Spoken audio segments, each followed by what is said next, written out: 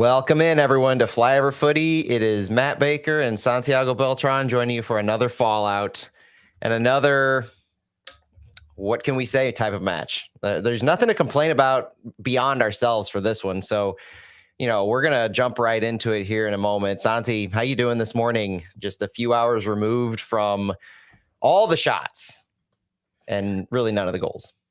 Yeah, doing great. Still a little bit of frustration because of that result last night, but hey, we're here. We're here to talk about it. Maybe some therapy. Talk about the good, the bad, the crosses. Crosses. The probably the word of the day. If the number of the day is 43 or 41, depending on where you get your stats from, I think we're using 43 from FOTMob. Then crosses is the word of the day. If you're a Sesame Street fan. So let's just dive into it as you join, as you get a chance to check this out. There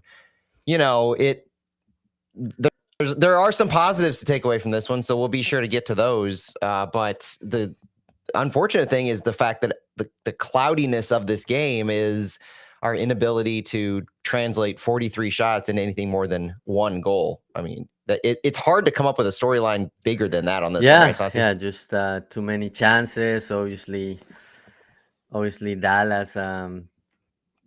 Jacob Jackson was on fire and made great saves too, but still, when you think about more than 40 shots and only 13, 14 on goal, that also left a lot to be desired. Absolutely. Well, let's get into the starting 11 then. Let's start like we usually do. So let's get rolling on this Let's do it. podcast, okay?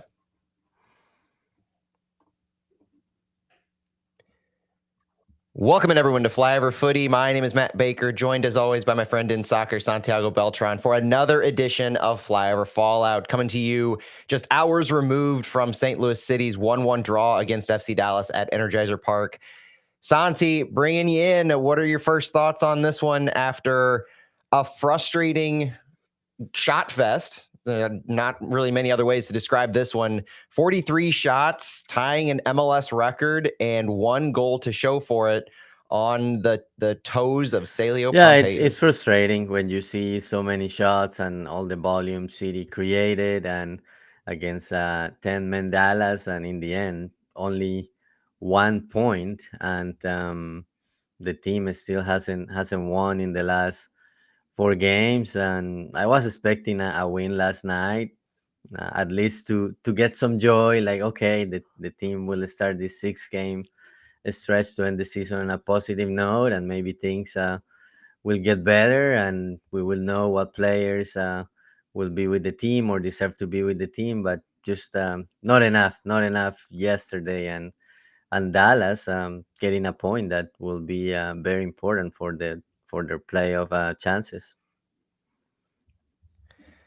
Yeah, not to bury the lead, but the story of this match, as much as we're frustrated on the St. Louis side, is Jacob Jackson, the third string goalkeeper from FC Dallas, who, if he isn't named man of the match, I agree with Aaron Leak, is a travesty in Major League Soccer. There is absolutely nobody more deserving, and we've got his stats here in a little bit, but I want to focus on St. Louis, like I'm sure so many others do, with the starting 11 to kick things off. We had Roman Berkey in net. Our back line was Devin Padelford, Falou Fall, Henry Kessler, and Conrad Vollum. Chris Durkin and Edu Leuven made up the central midfield, with Marcel Hartl and Celio Pompeu as our attacking midfielders, Simon Betcher and Klaus as our forwards. And at first, reading the lineup from the way City put it out and seeing them take the field, it kind of seemed like they were going with a two-striker formation. They announced Betcher as a forward. But I saw it more, and I'm curious how you saw it, I saw it more as a 4-2-1-3, where you had Durkin and Leuven, you had Hartl just above them, doing what Hartl does, roaming everywhere. You could call him just about anything you want, but Celio was pushing rather high on the right side oftentimes. And that was the big thing for me, is Celio was on the right side for a good portion of this game, if not the entirety of his appearance. And that's notably different from the last times we had seen Celio start and also get minutes over on the left side, where he oftentimes pushes down that left side line.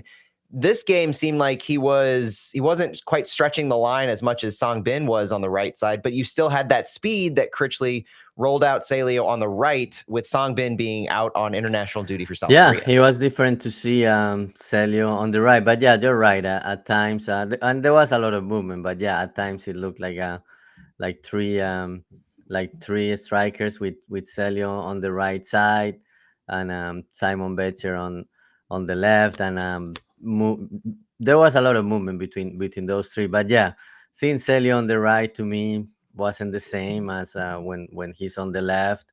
I think and we're gonna talk a little bit more Mm-hmm. about it, but I think at times Celio and Conrad Wallen were like on each other's way. They were too close to each other, and with Dallas so compact, it was difficult to make plays between those two. And that was one of the biggest stories that we wanted to discuss prior to this match, looking at our consensus 11, is how do those fullbacks and how do the attacking midfielders complement each other as opposed to getting in each other's way. And when you've got a match that developed this way, with FC Dallas dropping back so deep so often because of necessity and being down a man, you do run into those problems with a condensed field, with the action entirely taking place in the attacking third, more or less. And you have two wingers out there, Conrad Vallum pushing higher and Salio tucking in if he can. You're going to run into those kinds of scenarios. And so how this game was managed by the players and by the coaching staff in such a condensed area is probably just as much of an underlying story as the overarching, which is the concept of having so many shots and not really have anything to show for it. But with the starting 11, another decision that Critchley made is to not start Tomas Ostrak.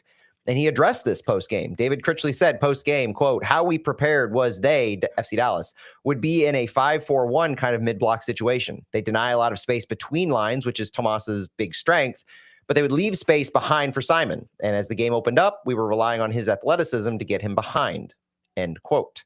So my question for you, Santi, is do you feel this was successful, even before the man advantage, looking at what happened in the first 17, 18 minutes of this, and noting that Simon Betcher had no shots in those first 20 minutes. All of his shots came later on in various runs of play, crosses, corners, all that stuff. So did we see enough to evaluate this intended shift in strategy, or is this just something we're going to have to write off because we didn't get to Yeah, see I a big don't enough think it's a sample size? big enough sample size. It's just 20 minutes, and after that, Betcher had some good movements and some good touches. But yeah, I don't think 20 minutes it's enough. It's just like basically the beginning of the game, and teams is still like trying to study each other. So I will not take much of it.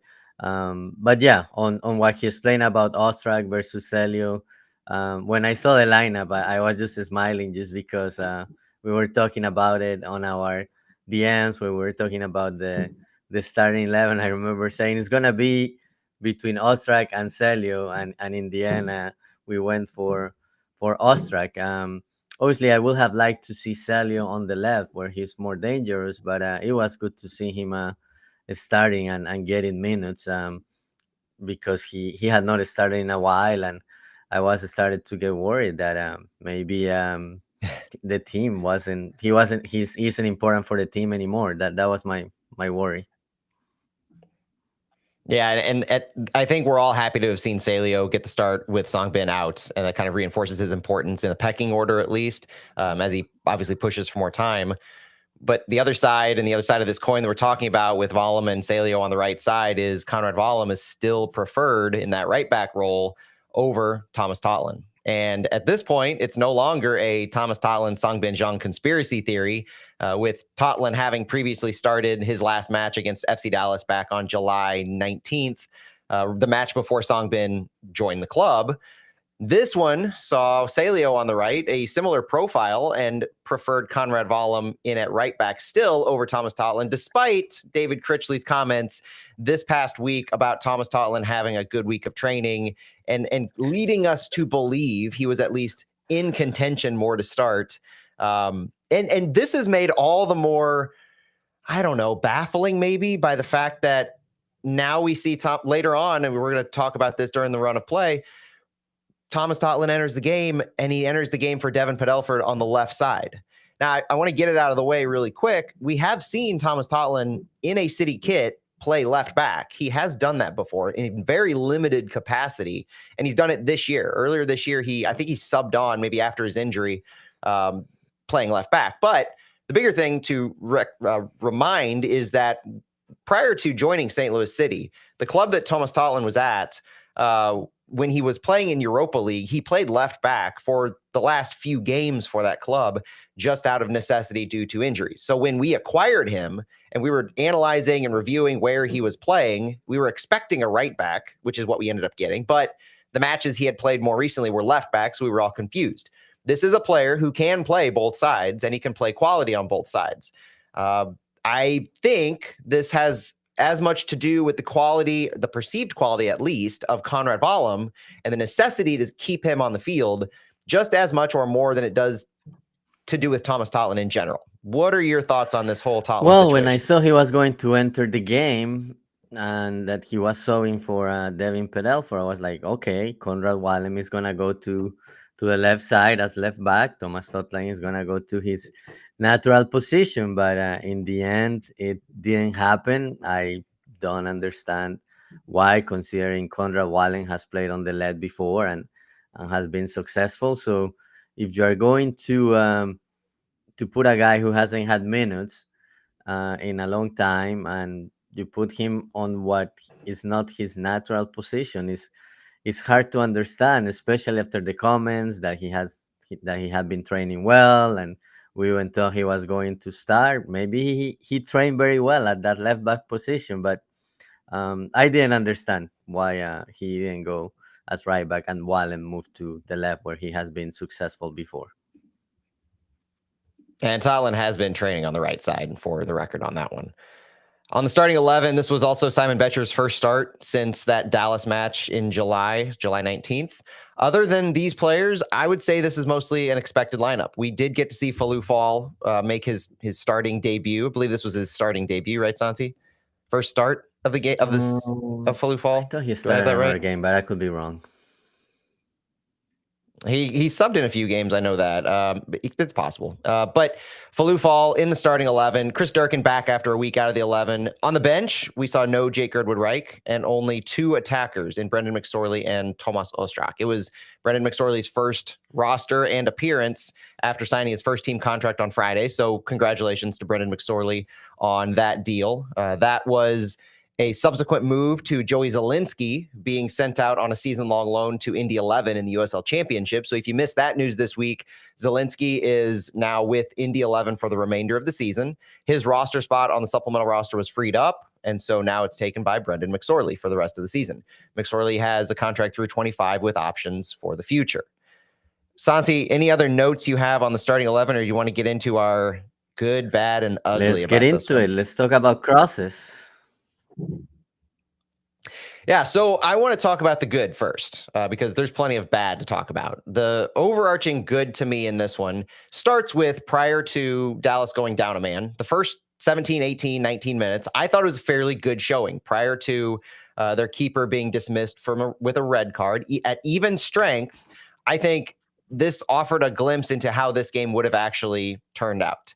The biggest notable thing we'll talk about is what happened at the 10-minute mark, which is a good flurry in transition by St. Louis, a couple different opportunities created different ways that I think was a little insight into what we could have seen and wanted to see this St. Louis City team do against a Dallas team that probably was going to present more into a mid-block like Critchley thought.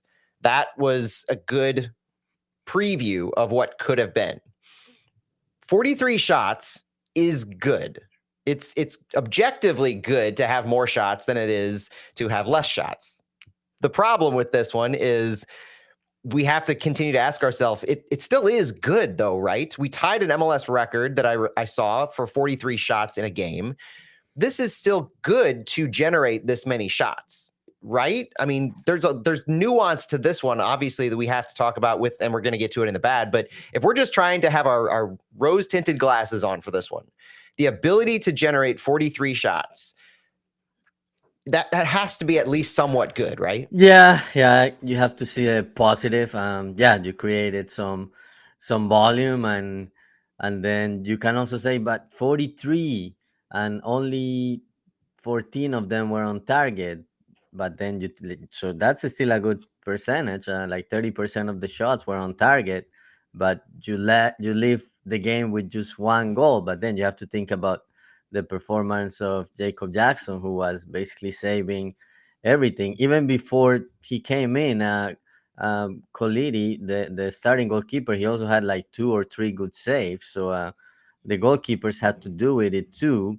But at the same time, when you think 40 plus shots, um, maybe we have talked a lot about it on this podcast, like volume, but what is the quality? And at the same time, yeah, like Yep. 14 of them were on target. Just Jacob Jackson having a great night, but it still leaves you thinking like, okay, you create so many shots, but can only score one goal. And the quality was Mm-hmm. still there here and there. That Klaus, Marcel Hartl, and Chris Durkin all ended the game with expected goal numbers above 0.5.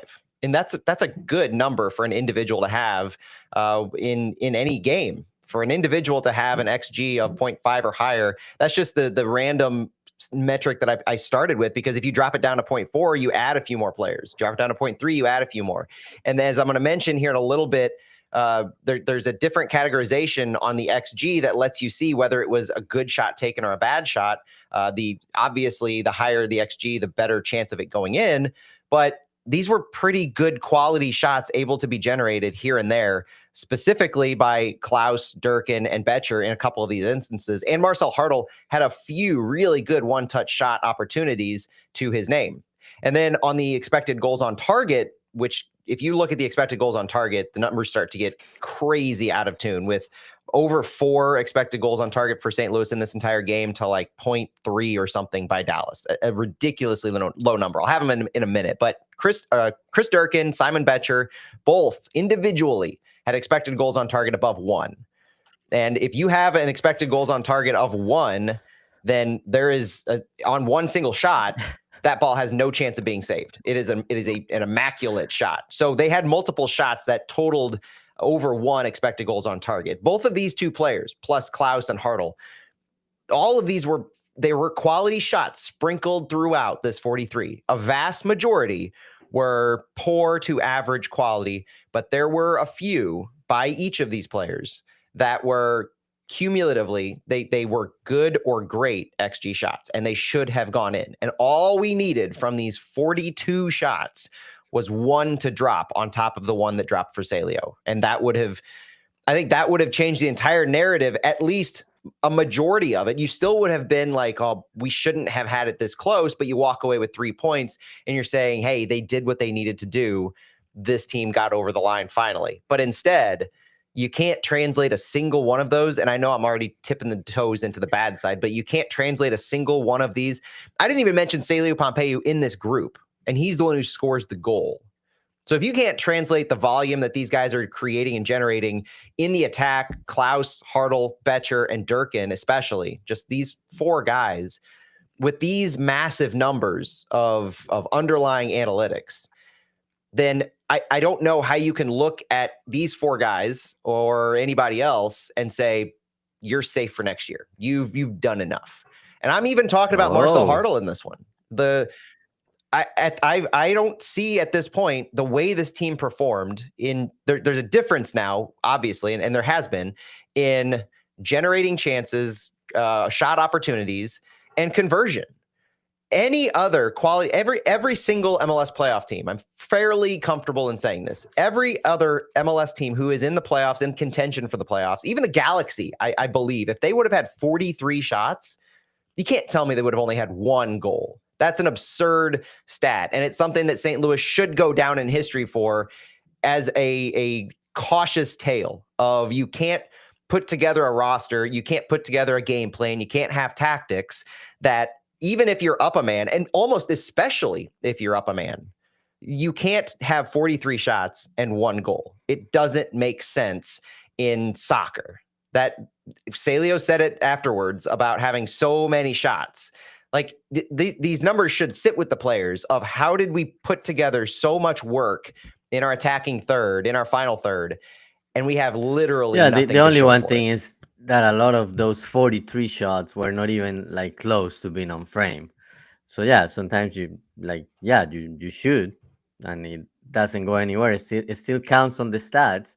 And yeah, you got Mm. about 30% on target, but when you create so much volume, you will expect more accuracy. But a lot of these shots were not even close or went to the stands, and yeah, it leaves you thinking like, is this a quality problem? Is there a mindset thing that Dallas is in a low block and we're like thinking we're not going to be able to break it, and it's a lot of pressure for whoever is shooting, or on a set piece going for the header, but yeah, just not enough yesterday, and Dallas could have taken the game too with basically nothing. They could have with their Roman Berkey did have a Yeah. great save in the second half. That was on the one shot on target Dallas had in the second half. Roman Berkey had a great save. And I was trying to pull up the stats on these blocked shots because you would think of 43 shots taken that majority of them would probably be blocked because of how Dallas was presenting in their low block to this. So if we look at the overall number of blocked shots, we start to see a little understanding of where the issue for St. Louis was, and what they were dealing with in these blocked shots by team. Dallas, surprising. And Santi, I want to take a guess. How many shots do you think were blocked by Dallas on St. Louis shots of the 43? 15. 15. Looks like we had 3 block shots from Marcel Hartl, 3 from Brendan McSorley, 2 of Leuven's, 2 of Betcher's, 2 of Klaus's, 1 of Ostrak, and 1 of Celio Pompeu. Quick math tells me that is 14 total block shots of 43. So a fairly good amount. But even if you take away that's what, 29 shots that weren't blocked? That's a ridiculous number of shots to get off, to have not blocked, and to have 0 goals. So no matter how you slice this, you could offer blocked shots. You could offer a clogged and congested final third, which is fine. It was, but you also have all those misses that you mentioned. It's not just some of the like Flue Fall's shot that hit the post. It's not just those. It's sky high balls, Hartl's skies, Durkin's skies, Klaus's misses.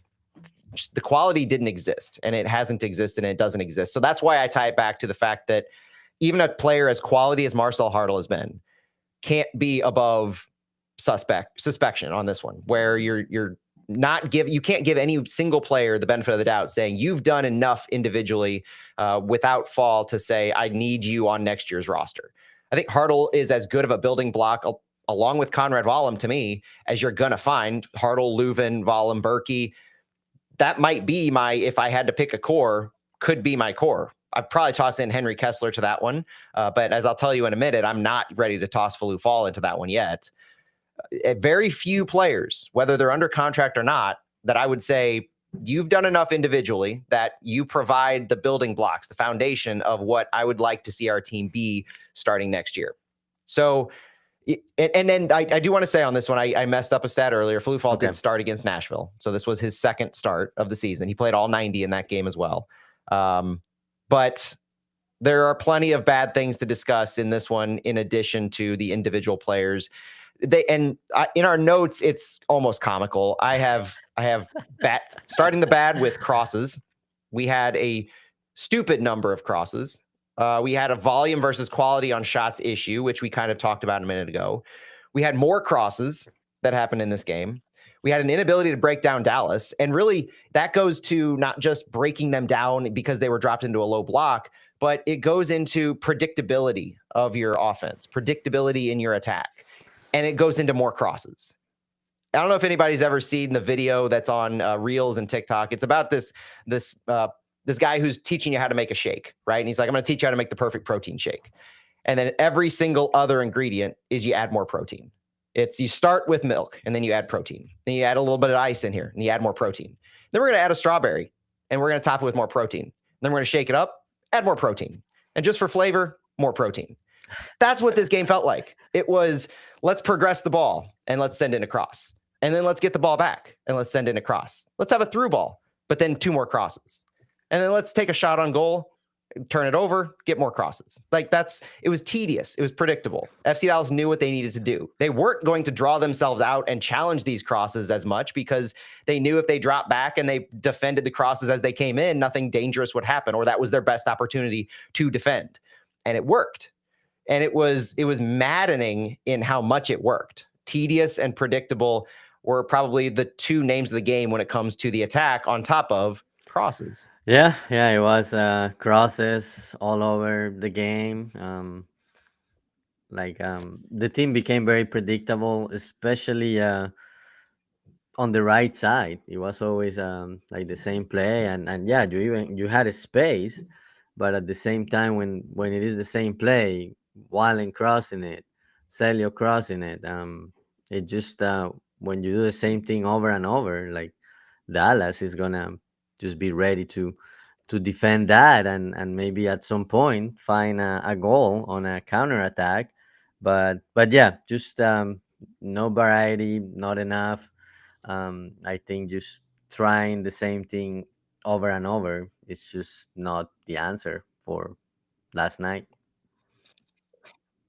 And for the record, Conrad Vollum had 15 crosses. Marcel Hartl had 14 crosses. Celio Pompeu had 10. Edu Leuven had 8. And Devin Padelford had 5. For a grand total of 61 crosses in this match. St. Louis, in this match against FC Dallas, averaged 1 cross for every minute and a half of regulation play. But accurate crosses on those, because this is an interesting stat, just 24. 24 of these 61 crosses were accurate. And you compare this to the number of through balls that St. Louis had, which you could argue, well, Dallas was in a low block. They're obviously not going to have success with through balls. But this goes to the predictability. Good teams will figure out ways to stretch the defenses, pull them out. Do you honestly think had Columbus been playing this FC Dallas team where they were down a man, they would have been unable to break them down or pull them apart to be able to have a little more creativity in their attack? Absolutely not. Inter Miami, same deal. And yeah, these clubs are among the elite in MLS, but shouldn't that be what we want to compare ourselves to? Remember a year and a half ago when we were at that level and we thought we were at that level and we were able to compare ourselves to those teams? That's where we need to be. So I don't have any issues comparing ourselves to the ideal state of what we want to be reaching. That should be the goal of the St. Louis front office, to put together a team that is capable of doing this. This team right now that we have is not capable of doing this. The entire match, we only had 2 through balls. Folu Fall having the only accurate one, his pass to Marcel Hartl at the end of the first half, where he passed it through to Hartl. I'll talk about it in a minute, but Hartl did like a 180, brought it back, passed to Dirk and passed to Betcher, and it was another miss, or another save rather. But that's the only successful through ball that we had, and it was from Folu Fall, as we were almost all in the final third, and it was Marcel Hartl's creativity off the ball that let that happen. On that note, the last bad thing that I really have of this match before we get into some of the runs of play is Simon Betcher. Now, I'm not going to say anything about Simon Betcher defensively, like I joked about earlier in the season, if you remember that. Seems like forever ago we were able to joke about this season.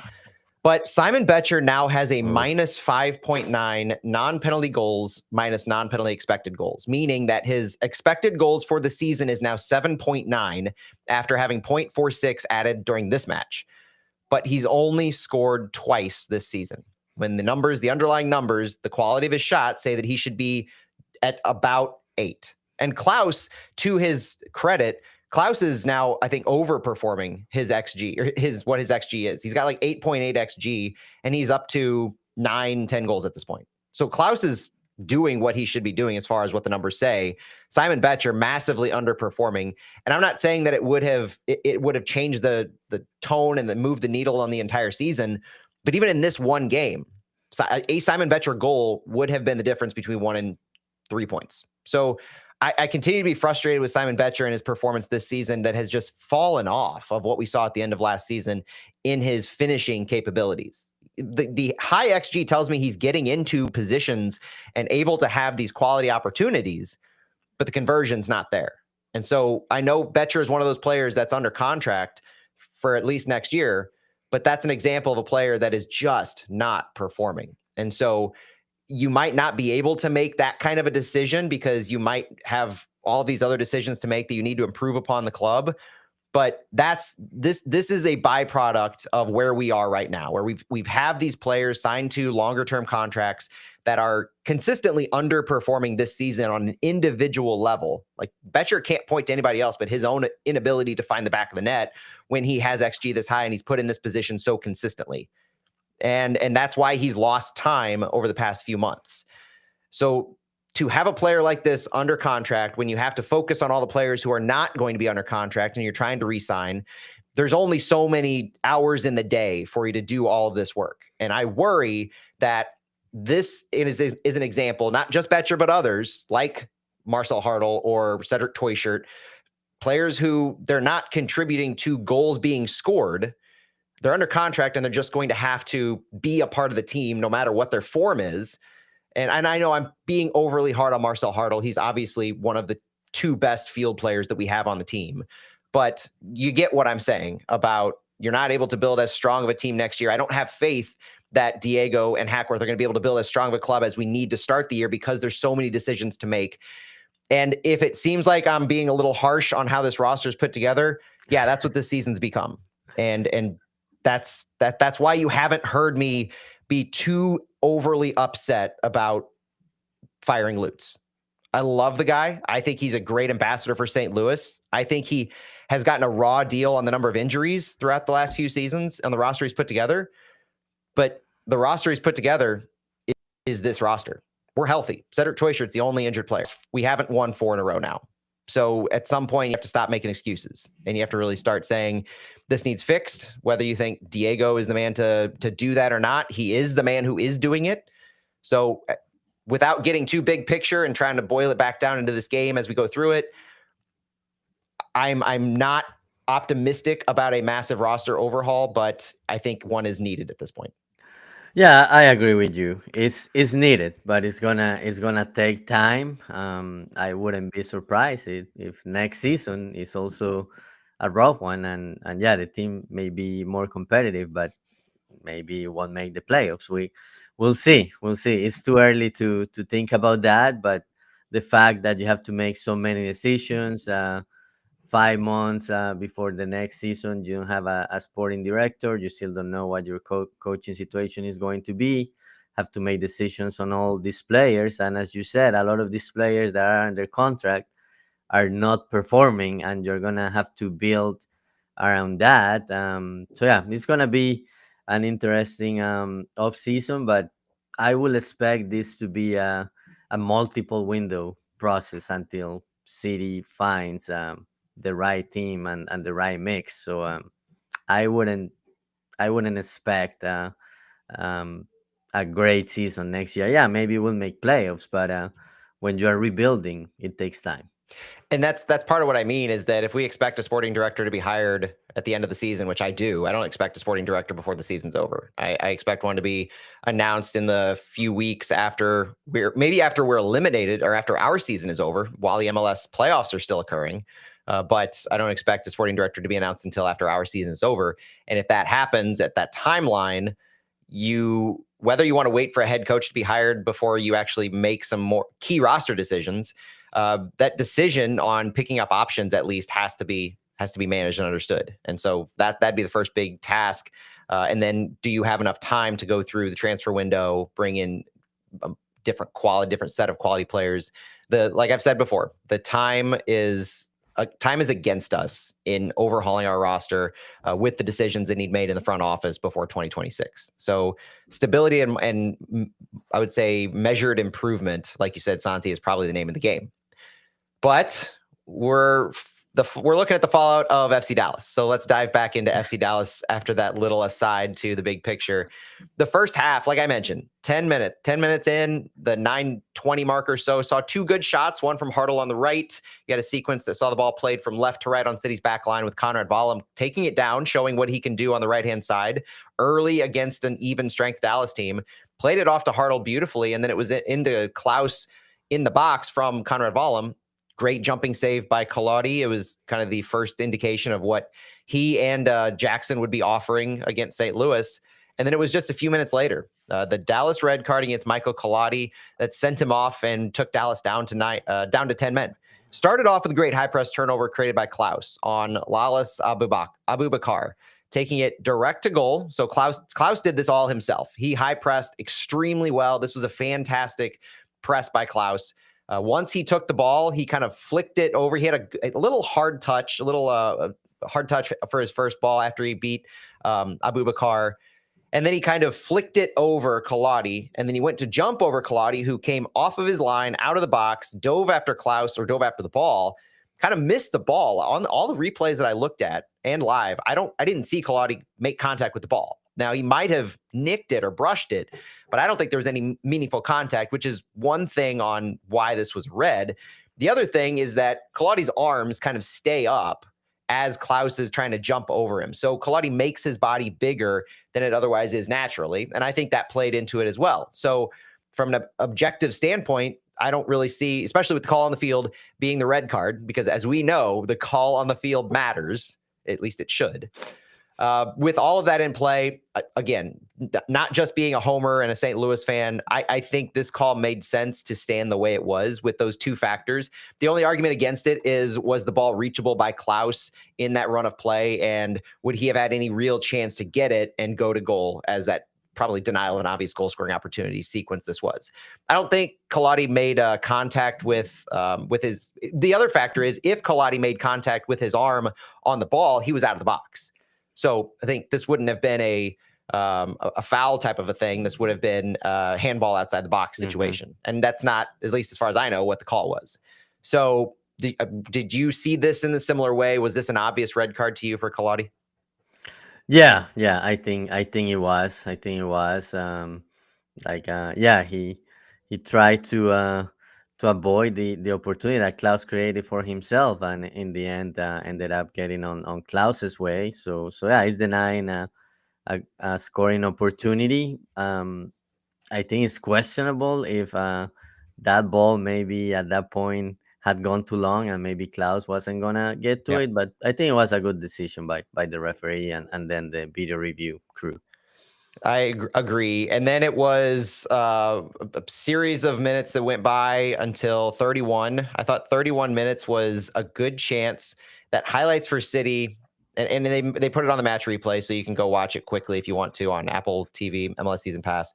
I want to mention it because I felt it was kind of emblematic of why we were struggling so much to potentially break down Dallas's low block, but also get quality shots off, and it has to do with a couple different sequences here. So the ball was crossed from Celio on the right to Devin Padelford on the left, over top of the 18-yard box.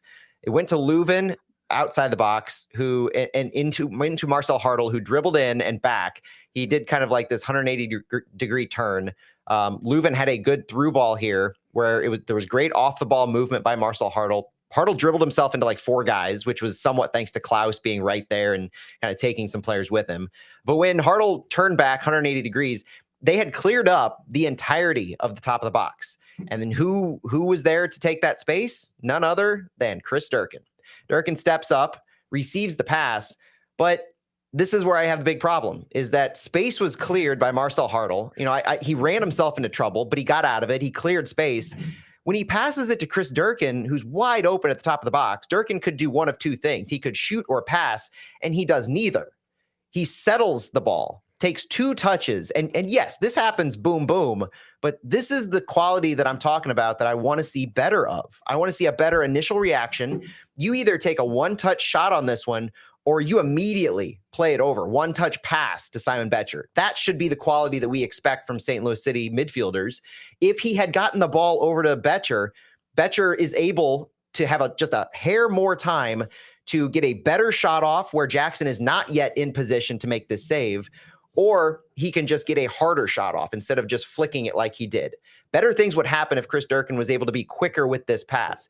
And this happened multiple times. I will describe it in just a short minute on another time it happens with a bad Chris Durkin first touch.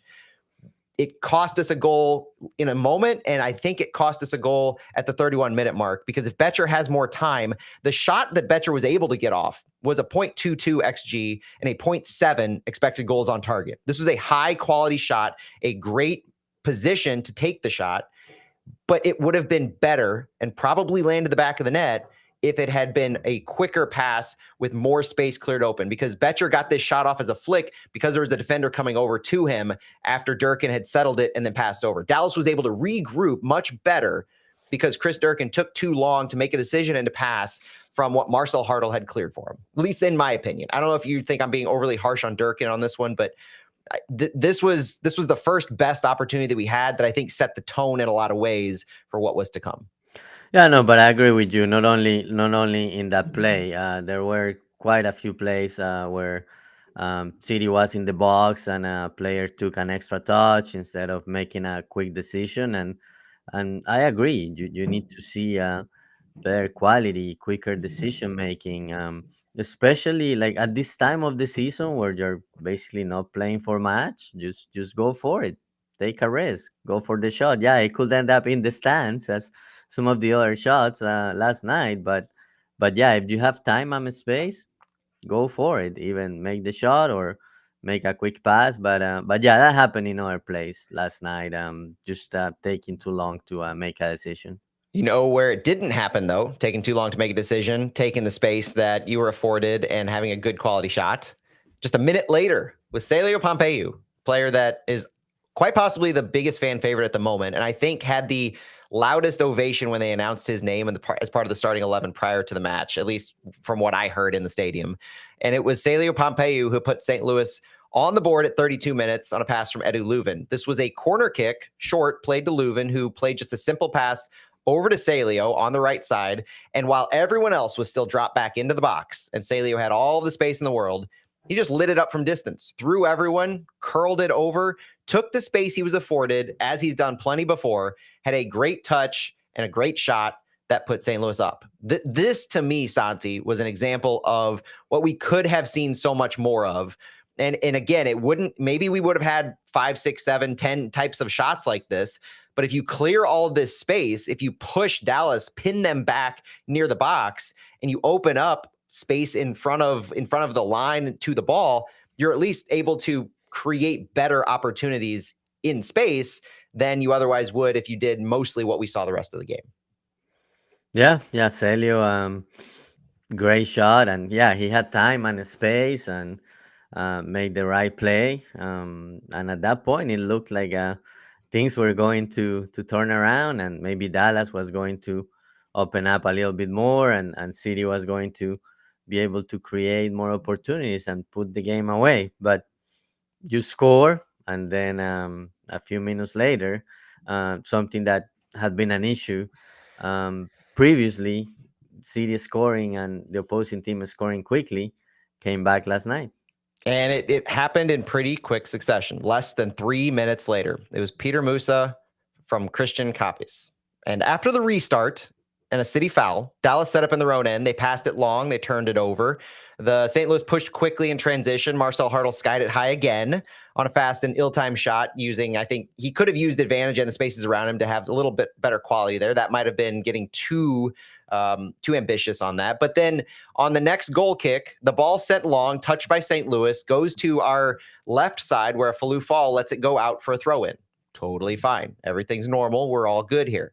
On the throw-in, Devin Padelford gets it into Edu Leuven. Pretty close throw-in. Leuven plays it up to Chris Durkin, where there's some defenders around him. Durkin, again, has a poor first touch, turns it over on City's left wing, about 12 yards from the end line. Left wing again. Copy plays it into Peter Musa as they're going direct to goal. So Copies takes a little bit, passes one touch to Musa, and then Musa takes it right to goal and buries it from close range. Tough shot at that tough angle, but that's what a quality striker like Peter Musa does, is he buries this kind of shot. Now, the one player I didn't really mention during this sequence of events was a player who was kind of just hanging out around the 6 yard box on that left wing. Never really factored into the turnover, never really factored into the play, except for the fact that he kept Peter Musa onside. And this was the player who let the ball go out for the throw-in and kind of was just chilling. He was, at least what I saw, he was just kind of hanging out there behind the play, letting it develop. But because he was hanging out, letting the play develop, he not only had no factor in defending the play because he was too far behind, and in fact, he kept this goal scorer onside by his positioning. And the same player, unfortunately, made a pretty critical mistake last week as well. This one last week was a little more on the ball, a little more obvious, where you can say this was a critical error that you made. But this one also goes to me, the staying plugged in, staying tuned on to your positioning and where you are on the field and what's happening in the flow of play. Like this is 101 to me of, with an offside rule, you have to know where you are and where the opposition is. And as a center back on this team, you are responsible for holding that line, even on a throw-in scenario. And of course, I'm talking about Falou Fall. So this is the reason. Now we're having multiple moments. They are moments in a game, one, maybe two, but one moment in a game that has now changed the course of both this week and last week. And you can't not call him out on it. As good as he is on his progressive passing, as good as he is on his vision with the ball and his overall spacing in set defenses, these moments are just haunting us and they're costing us points now. And I don't care if we're already eliminated from the playoffs, mathematically or not. You cannot keep making these individual mistakes if you expect to see game time. Like, this is why people are probably going to say this week, start Timo Baumgartel instead of Falou Fall, because Baumgartel, you can expect to not make these kind of mental mistakes randomly in a game that will be taken advantage of and have been in the last two games. Yeah.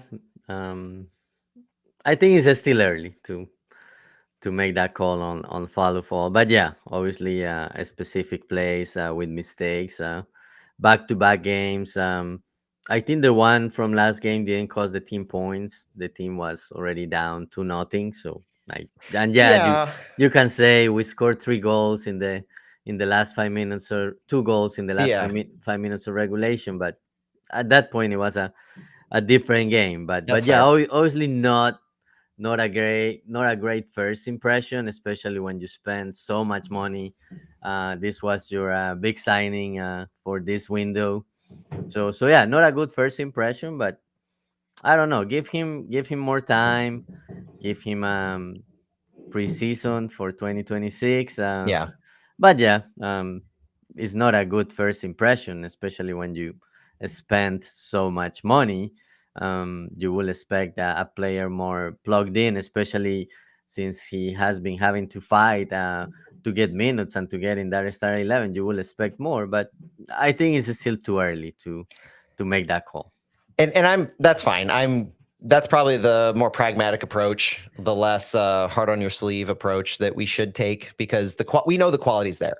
You know, these are mistakes that players tend to make from time to time. We're just seeing it condensed in a couple of games, like two moments that led directly to goals in 2 games. It's hard to swallow and digest that, with this being our biggest defensive signing in club history, and coming with all that promise that you do see a lot of positivity around. You do see a lot of quality. It's just these moments where lackadaisical, turned off, whatever it is, for brief moments, just a few seconds, and it makes all the difference. And so that, to me, is the obvious thing that Falou Fall needs to correct if he's going to remain in this lineup for the next few games. Now, in the future, yeah, he's our center back of the future, but in order to be the center back of our present, when you have both Henry Kessler and Timo Baumgartel on the team, you have to be better than that, and you can't turn off for those moments. Beyond that, Santi, the first half, 11 shots by City after Colautti was sent off, multiple having high expected goals on targets. We had Betcher, Salio, and Marcel Hartl all having good opportunities.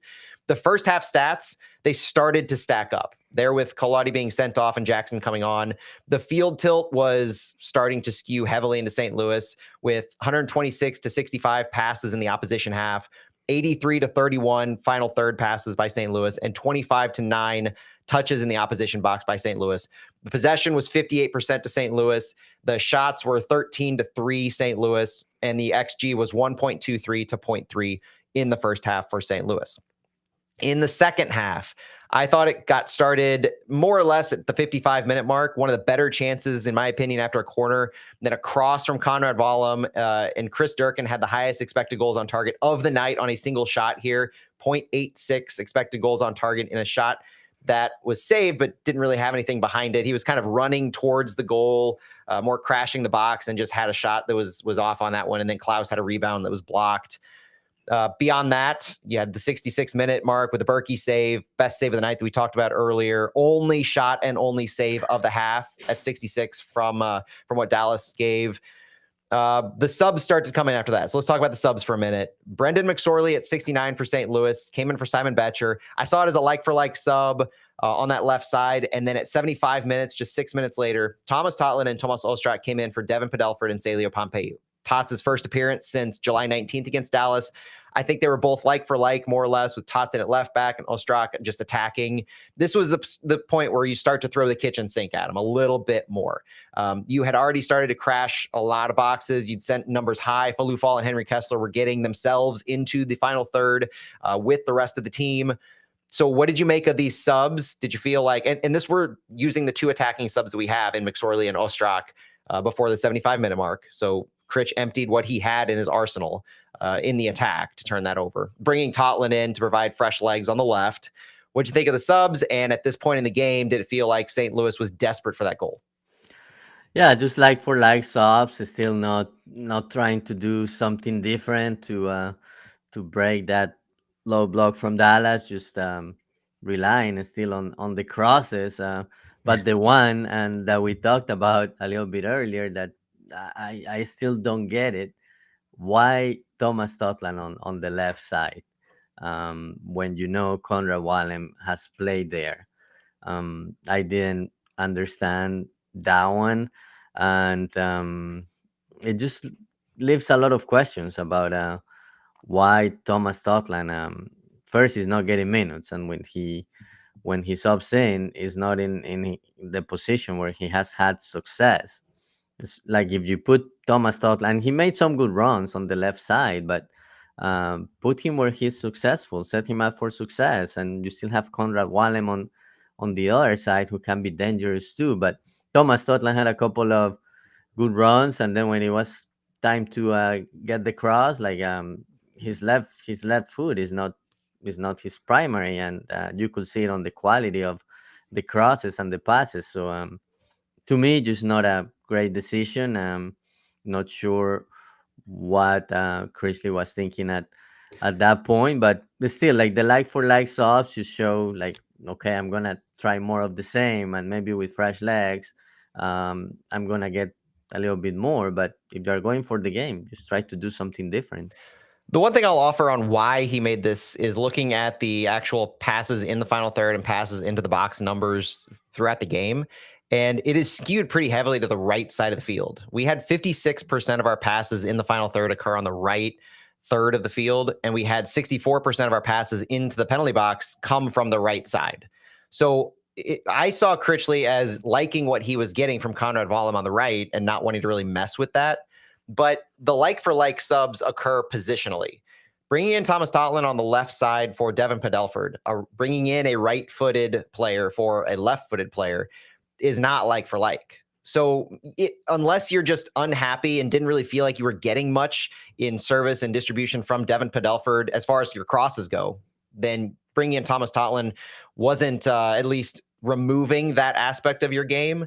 But Totland's not going to give you as many crosses. He's not going to give you as much quality and as much service from the left side as Devin Padelford otherwise would, just by the nature of their dominant foot. But so I guess all that to say, the best explanation I have on why Totland to the left is you weren't getting as much from the left as you were from the right that game between Padelford and Wallem, and you didn't want to take Conrad Wallem off the board and move him to the left because you liked the service that he was getting. Kind of speaking to the fact that Wallem is preferred in general over Tots on the right side. This move magnifies that, if anything. It goes to show that you had the option. Both players are in the game. Both players are I would say Totland is a right back by trade. Wallem can play both sides, but he's obviously right-footed. And your choice is Conrad Wallem at right back. Not just to start, but if given the choice of both of them that are in the game and one of them plays right back, your choice is still Conrad Wallem. I don't know what that means for the long-term future of Thomas Totland on this team, but what I can say is that all signs, all data, all indications point to while David Critchley is the head coach of this team, interim head coach for the last 6 games now, 5 games now, 5 games after this, there is nothing to tell us that Thomas Totland will be starting at right back during his tenure. And that's a hard pill to swallow in a lot of ways because best we know, Conrad Wallem's loan option isn't going to be picked up. And that's because of the price tag attached to it. It's not that he doesn't have a purchase option necessarily, best we know. It's that, as we understand it, he's an expensive acquisition, while as Thomas Totland is under contract through next season. So that's been a point of conversation of why play your loaned players, Padelford and Wallem, over a player like Thomas Totland, who is under contract for next season. And I've said this privately, I'll say it publicly, that David Critchley is a coach who I think he knows that he's not going to get this job next season, but he wants to put together the best body of work that he can. And in his opinion, the best players to do so on the fullback level are Devin Padelford and Conrad Wallem. He is making an evaluation of who is the best player on this team to play this position right now, irregardless, and I know it's not a word, irregardless of what happens in the future or what the long-term need for the club at a position is. He's playing the best man for the job right now. And in his opinion, and it's kind of hard to argue given Wallem's efficiency last night, that is Conrad Wallem at the right back spot. I don't know if we would have seen more from Totland. I think Totland initially lost his job because of his defensive lapses, which Conrad Wallem's not that much better of a defender than Thomas Totland. So you have to have seen something. And this is where you got to say, we trust the process, trust the coaches to make that evaluation, because that's what they're evaluating in training. So that's my opinion, is that we're talking about the here and now, as opposed to saying, because Thomas Totland's under contract next season, we want to give him more minutes. But I'll also throw this in here, and I want your opinion on this one, Santi. Does that matter? The fact that a player's under contract next season, does it matter that they get minutes right now? Basically garbage time of the season. Does it matter to their development? Does it matter to our team that a player under contract next season gets minutes as opposed to a loaned player if we assume the loaned player isn't coming back next year?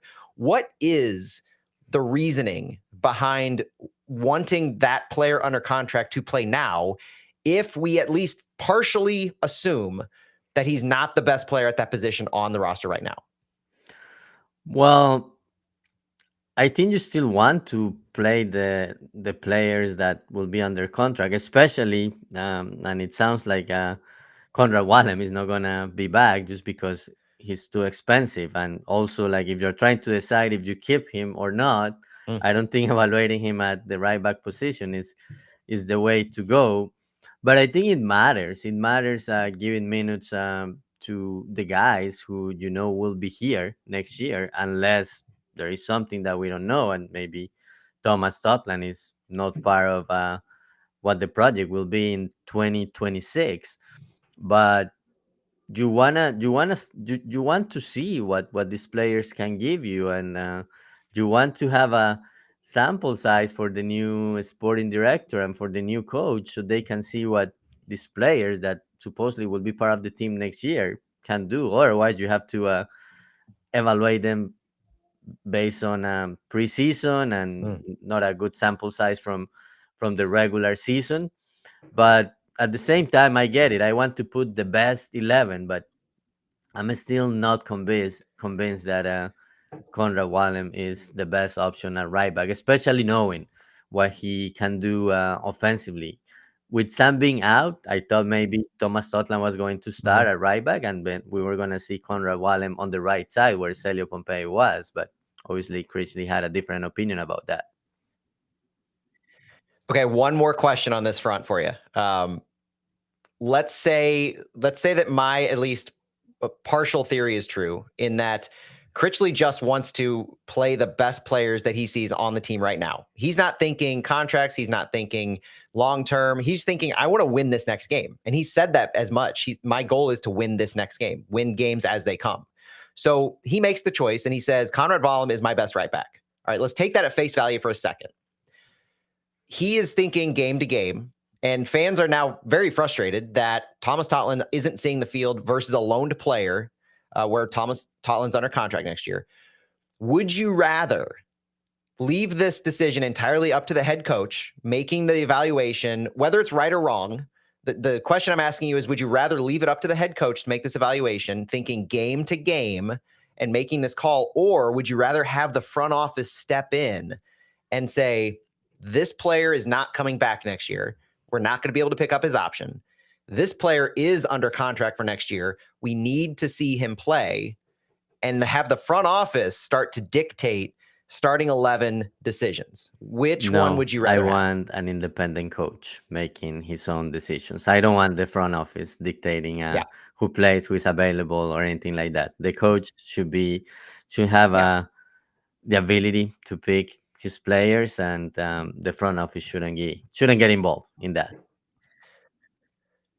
I agree entirely. And with that being I think that should be obvious. You don't want a front office meddling with coaches' decisions. And that, for better, you could argue that you do want that in cases like we saw earlier this season with Olaf Melberg. You could argue that you wanted Lutz to step in and tell him what he needed to do. But are you going to be able to, first of all, find a new head coach or find any head coach that wants to be micromanaged like that? Why not just have a Peter Right. Vermees type person that is both the head coach and sporting director, if that's what you want in your organization? I don't want that at all. I want the sporting director to bring in the head coach and say, head coach, you are responsible for the tactics. This is your focus. You are getting the best out of our players, and you are winning the games. It is your decisions that go on the field. I'm putting together the roster as sporting director. I'm giving you the tools you need to succeed, and I'm telling you the overall model of our organization in the styles of play. That, to me, is how an organization should be run if you're going to have two separate people doing those duties. There's no point in having a puppet as a head coach that just is basically shadow managed by the sporting director. I think at this point, this goes into my other point that because I think Critchley is not going to get the job next season, he might know that. He might see the writing on the wall now that he's 3-9-2 on the season in his head coaching matches. He might just not be caring about that as much. He might not see a benefit to the organization of sacrificing, in his eyes, potentially sacrificing quality of player to just offer a better glimpse to next year. So at this point, I know that it's in a position where we're having a terrible year and the process isn't working. Like Safe said in the chat, the process is not working this year. So I get the concept of wanting to do something different and having at this point, having so many head coaching decisions questioned, gone wrong, that has led to a lot of what we're seeing now. But I still think you run the risk of a slippery slope if the front office, especially the interim front office. So you're having John Hackworth presumably step in at this point to make these recommendations or suggestions or decisions by telling the head coach, interim or otherwise, of what to do. I see that as just a bad precedent. And I understand, to me, it's like one of those, even through the bad times, you got to stick to your guns of how you want to operate an organization. And you're seeing the bad side of that, yes, but you bring in a head coach and you're able to tell the head coach, we've never stepped in. We've never told a head coach, even through the bad stuff, how to manage your team. We've never told them how to set a roster, how to set a starting lineup. And so I think that on that level, it benefits you long-term as an organization to follow that model of the separation of duties of sorts, because I think it will better serve you in the future. I agree, and yeah, you can make suggestions. Aaron brought it up on the chat. Like, yeah, the front office can make suggestions, but it still leave the final decision to the coach. Right now, it's just difficult because it's the end of the season, 5 games left. If you know Grizzly is not coming back, it's also hard to know what his best interest in. Obviously, he wants to win games. He wants to win games. He wants to paddle that resume for the future if he's not going to continue being the head coach. But at the same time, could be one of those like, oh, maybe he doesn't care, or somehow he does care about some specific players, and maybe, and coaches always have their players that they favor and they don't. And to me, it's just that maybe Thomas Totland is not one of those guys. Obviously, we'll see what happens in the next 5 games, but I still think the coach should be independent from the front office. Yeah, some suggestions could be made, some conversations could be had, but in the end, the decision is the coach, whoever it is. I think our chat disagrees with me entirely almost at this point, and I think it's the results of the results. You Yeah. get to such a bad point, and you want more input, you want more of a strategic view of what's going on. But I'll offer this as my last point in this. There's no right answer in this. I totally understand the opposite perspectives of wanting the front office to step in.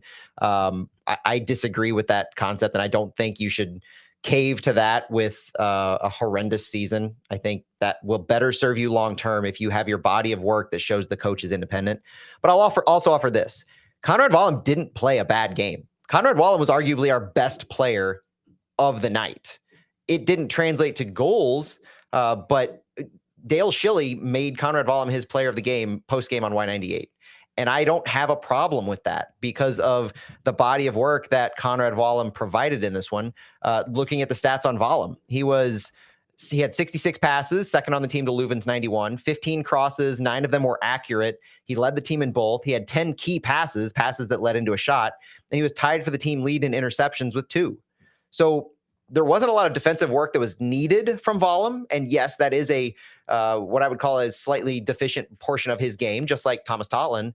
But from what Conrad Wallem did, like the reason we're having this conversation is the Wallem Totland discussion. We could look at a bunch of other different areas of the field and have a similar discussion that I think would benefit Critchley, like keeping Tomas Ostrak in the lineup, not putting Simon Betcher in the lineup for the starting 11, alternating between Durkin and Morales alongside Leuven in the starting 11. There's a lot of other areas that you look at, keeping Devin Padelford in the lineup, a left-footed left back, as opposed to just trying different things like Haziel Orozco or someone else. A lot of these other decisions that are happening along other areas of the field, I don't think are really up for debate at all in how Critchley has at least attempted to manage and change things here and there. With this match, it was a required change with Song Bin out, and he put in the fan favorite Celio Pompeu in his spot.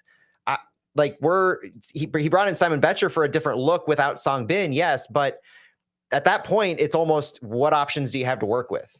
Caden Glover's a ghost at this point. Cedric Toyshirt is injured. So you're operating with less of your attack, and you put in a player who had been perennially good in quality since he returned from injury in Celio Pompeu. So we're focusing on Totland and Wallem here because folks are frustrated. They're not seeing Totland, and the whole loan versus contract for next year discussion plays into that. But bigger picture, Critchley as a decision maker on here, there is less to scrutinize. There's plenty to scrutinize on the decisions on the subs and some of the tactics and changes. But in the concept of having the coach be independent versus the front office stepping in, there's very few things elsewhere that I think the front office should even consider stepping in on. And that goes to why you keep this separation of duties intact. To me. I agree. We'll see what happens these next 5 games. Obviously with Sam being back, Mackay Joyner back, and how do you also sign Brendan McSorley? A lot of options. On offense, and maybe that's why Conrad Wallem stays as right back, because you want to use him. He's one of your best players, and you have a congested midfield. So it'll be interesting what happens when both Joyner and Sam Bing are back. But yesterday, Thomas Totland got some minutes, obviously not in his preferred position. We'll see what happens in the next few weeks. Yeah, and Aaron Leake in the chat asked, what would your absolute ideal lineup be at this point? And with all this discussion and I believe my defense of Conrad Wallem, it's probably a decent opportunity to say my ideal 11 if everybody was healthy.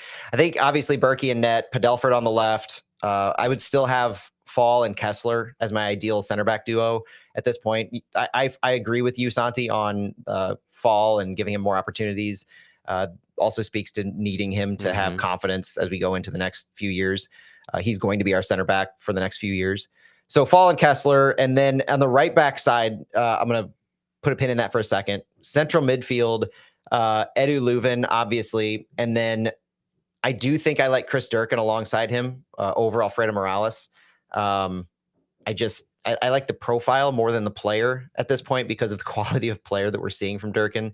In the attack, I like Marcel Hartl, Thomas Ostrak, and Songbin Zhang, and then Klaus up top. I think that provides ball control. It provides quality progression, and everything Songbin's been doing down the right side, I love. The problem I think we have right now is figuring out what we want out of our right back spot. I see the two best options right now, based on the body of work recently, being Conrad Wallem and Haziel Orozco. And they have such different profiles that it really depends on what you want from this kind of a player. If you have Chris Durkin in a central midfield, we know he's more prone to push higher, right? He's more prone to leave that space behind him. And I do think that Haziel Orozco playing defensively is a little bit of a better look there. And you have Song Bin, who is so quality on the right wing side to get in behind lines that he takes up that space in the attacking right. I haven't really seen a lot that I've liked from having an attacking-minded right back with such a speedy, attacking, direct to goal, direct to end line right midfielder, because there's a lot of space that I think they try to take up in the attacking third. So that's why I kind of like Orozco with that look a little bit more. On top of the fact that if you have a player like Chris Durkin in central midfield who will float into the box more, then you need somebody a little more defensive minded to help out. And this game against Dallas, not a good example of why that's the case, because of the way the game turned out. 70 plus minutes of being up a man, you're not going to need that defensive prowess. So that's probably why a player like Conrad Wallem had such a great game. He was able to be more offensive minded almost exclusively, and you saw the quality of him in that space. So if anything, in this last game, again, with Song Bin out, I kind of would have liked your lineup that you talked about with Wallem on the right and Celio on the left, and having Haziel Orozco maybe at right back, or Thomas Totland at right back. But Orozco for me, because I think he offers the best defensive look of the players on the roster right now. And then at this point, it truly, to me, is a toss-up of Wallem and Totland. So that's why I just defer to the coaching staff, not just Critchley, but the entire staff who helps evaluate and make the decisions, to say that current form, it's Conrad Wallem. Agree.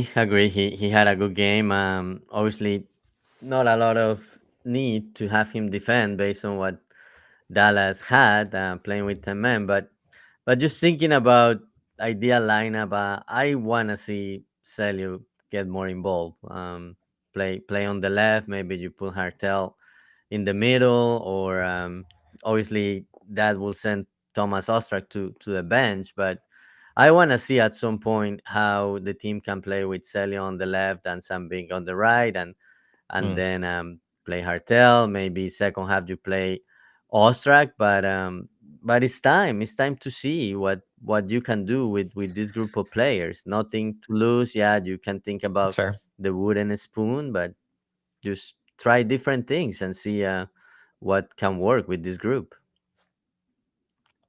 That's very fair. And I think I wouldn't mind seeing that. Like Colin says, Hack usually has City 2 set up in a 4-1-4-1. And I think I kind of like that idea, but you would almost need to have Edu Leuven potentially as that pivot. Otherwise, you bring in Alfredo Morales and you have him. Because I don't want Chris Durkin as that single pivot at all. So that's a Morales at the 6 or a Leuven at the 6, and then you open everything up to be more fluid at the top.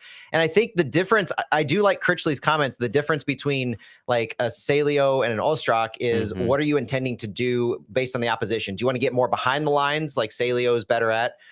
Do you want to have more ball movement through the central areas, which I think Ostrak is clearly better at? So what's your game plan? This plays to a potential strength that City has with this current roster in their flexibility of game planning. If you have you can base it on your opponents because you know the quality is there in multiple areas conceptually. And so you're able to make this kind of a change where your ideal 11 might actually be your ideal 14, and you're mixing and matching those couple of players based on your opposition. So Ostrak in certain scenarios, Celio in certain scenarios, when you have Songbin and Klaus there, along with Marcel Hartl. Those are your three mainstays in your attack right now, and you have one to play with, and then you have potentially another that can move higher from your central midfield role. I don't think there's one clear answer in an ideal 11 because we have a few of those different looks, though. I guess that's probably my biggest takeaway. And also, we should probably wrap up the show after that conversation because we're going way long at this point. Santi, I think I want to also give credit to, we credited Salio. He's got a goal in this one, second MLS goal of the season. He had 4 big chances created per FOTMob. Edu Leuven, with his 3rd assist of the year, now has 3 goal contributions in 3 games with 2 goals and an assist. We mentioned Conrad Vollum, but I also need to mention Falou Fall. We gave him a hard time earlier for that mistake. He led the team in clearances with 7. He was tied on the team in block shots and interceptions. So defensively, in the limited capacity we needed him to defend, very quality. And then after this match, where do we go from here? Well, this was a shortened match week due to a FIFA international window. It only saw 8 teams play in 4 games, one of them being the SKC Austin game on Sunday Night Soccer.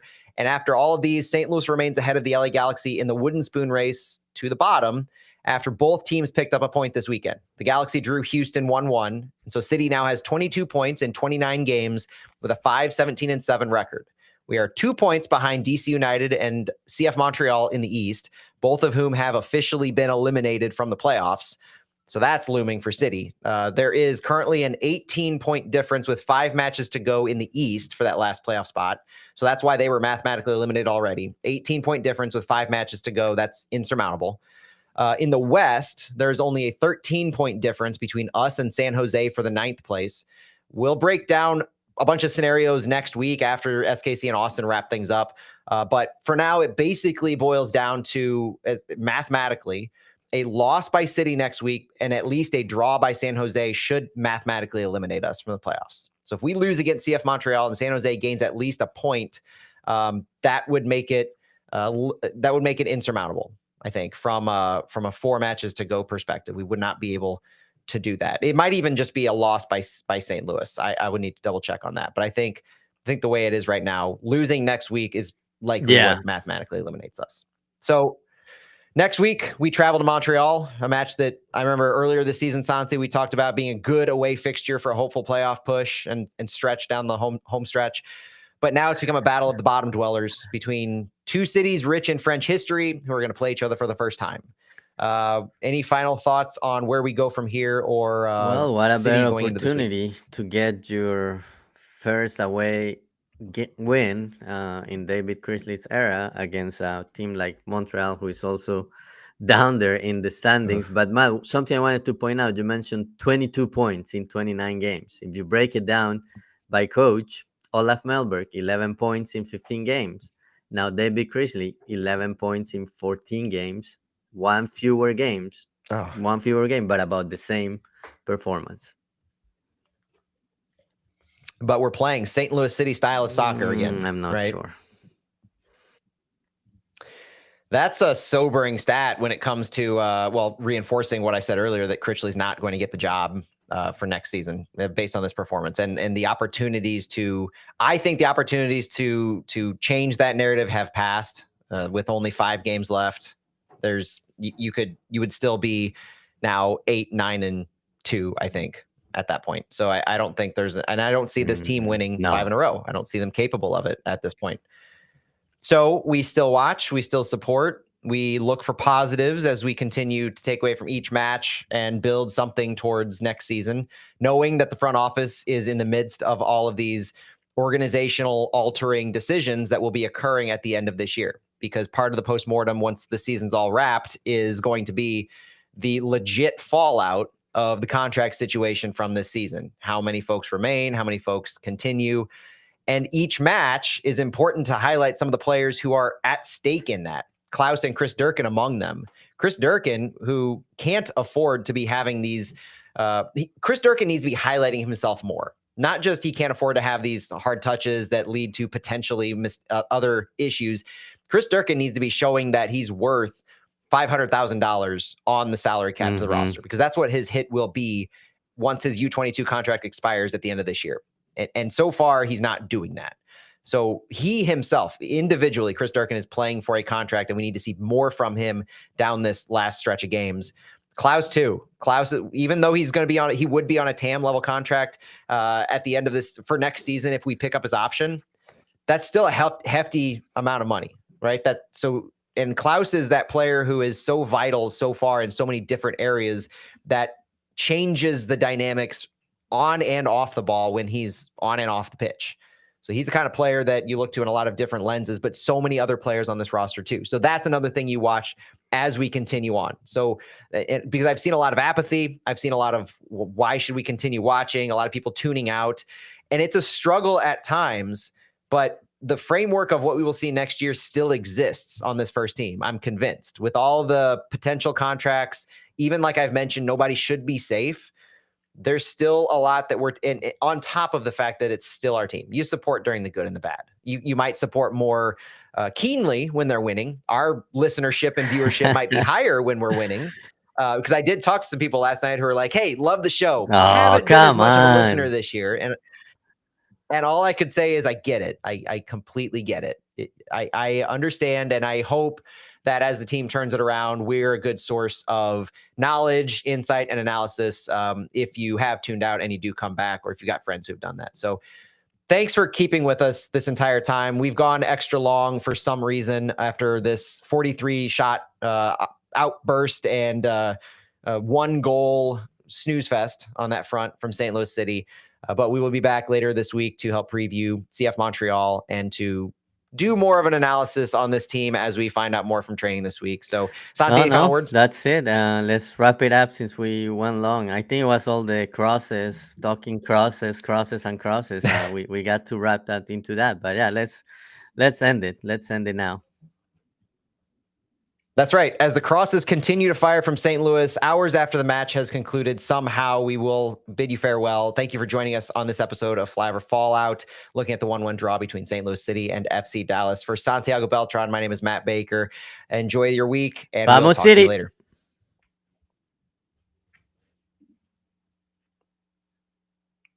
All right, everybody. Thank you so much for joining us. We appreciate it. Have a great day. Hopefully there's something positive to take away from last night. If not, find something better to focus on. International games, the NFL season, if you're a football fan. I didn't mention Mizzou football during this show, so give me credit for that one, because holy cow, was that a game against KU, and the border war returns to Columbia, Missouri. Fantastic match, fantastic game. See, I use match for football now. Fantastic game on that one. And I'm just riding the high of that as much as I'm riding the low of St. Louis City. So appreciate y'all tuning in. Wish Colombia the best, right? Santi, when do they play next? Tuesday against Venezuela, but Colombia already qualified. We'll see what basically Venezuela has to get a result unless Bolivia loses against Brazil, but Colombia already secured their spot. So I'm happy. Hasn't been the best qualifier for Colombia, but at least they qualified, and hopefully I'll have a chance to see them playing live next year. Awesome. Absolutely. Definitely cheering for Colombia for you, Santi, and exciting that they could play spoiler now at this point. That's pretty fun. All right, everybody. Have